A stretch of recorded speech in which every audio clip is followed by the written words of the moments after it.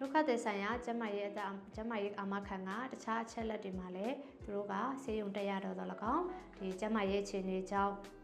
ဒဏ်ရာတစ်ခုခုရလို့တော့၎င်းဒီလိုဆေးရုံတက်ရတဲ့အခြေအနေမျိုးတွေမှာသူတို့ကငွေကြေးပေါ့နော်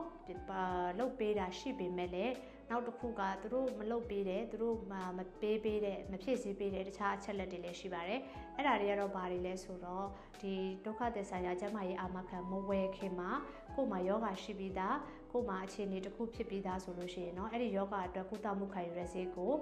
ကုမ္ပဏီကနေပေးမှာမဟုတ်ပါဘူးနောက်တစ်ခုကကြတော့ဒီအဲ့ဒီထဲမှာဘာတွေပါဝင်လဲဆိုတော့HIV AIDS ယောဂကလေးပြီးဖွားခြင်းနောက်ပြီးတော့ဒီမျက်နှာပြုပြင်ခြင်းပေါ့နော် plastic surgery လုပ်တဲ့အရာတွေနောက်တစ်ခုကသွားနဲ့ပတ်သက်တဲ့ကျန်းမာရေးတွေပေါ့နော်ဒီအရာတွေနဲ့တော့ဒီကျန်းမာရေးအာမခံကကုမ္ပဏီကနေပြီးတော့ပေးဆောင်မှာမဟုတ်ပါဘူးဖြည့်ဆည်းပေးမှာမဟုတ်ပါဘူးပေါ့နော်ဒါပေမဲ့ဥပမာတဲ့အနေနဲ့အသွေးလွန်တုပ်ကွေးဖြစ်လို့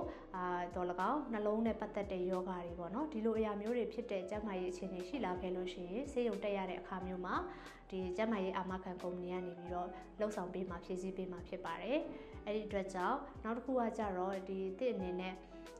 ကင်ဆာပေါ့နော်ကင်ဆာယောဂါဖြစ်တဲ့အခါမျိုးမှာဒီကျန်းမာရေးအသက်အာမခံဝယ်ပြီးတော့တစ်လလောက်အနေမှာဒီကင်ဆာယောဂါဖြစ်တာကိုတွေ့ရှိခဲ့တယ်ဆိုပြီးတော့စကုသရတယ်ဆိုလို့ရှိရင်တော့ကျန်းမာရေးအသက်အာမခံကုမ္ပဏီကနေပြီးတော့အဲ့ဒီကုသမှုနဲ့ပတ်သက်ပြီးတော့ဖြည့်ဆည်းပေးမှာမဟုတ်ဘူးဒါပေမဲ့နောက်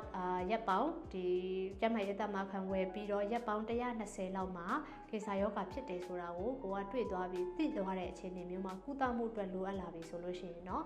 ဒီကုမ္ပဏီကနေပြီးတော့လိုအပ်တဲ့ငွေကြေးကုန်ကျစရိတ်ကိုစိုက်ထုတ်ပေးမှာဖြစ်ပါတယ်ဖြည့်ဆည်းပေးမှာဖြစ်ပါတယ်အဲ့အတွက်ကြောင့်ကိုကဒီကျန်းမာရေးတာမခံဝယ်ပြီးတဲ့အချိန်မှာဒီလိုအချက်တွေပယ်ချလိုက်လို့ဒီလိုအချက်တွေမပါလို့အဲ့ဒီအတွက်ဒီကျန်းမာရေးအာမခံကုမ္ပဏီကနေပြီးတော့ပတ်စံမပေးလို့ဆိုပြီးစိတ်တက်မကြပါနဲ့။ဘာဖြစ်လို့လဲဆိုတော့ကျမတို့နေ့တူဝါမှာဒီသွားလာနေရတဲ့အချိန်မျိုးမှာအချိန်မျိုးဖြစ်သွားနိုင်တဲ့အခြေအနေတွေလည်းရှိသလိုကျန်းမာရေးဆိုတာကကိုယ်အများနဲ့မသိနိုင်တဲ့အခြေအနေရှိပါတယ်။အဲ့ဒီအတွက်ကြောင့်ကိုယ်အနေနဲ့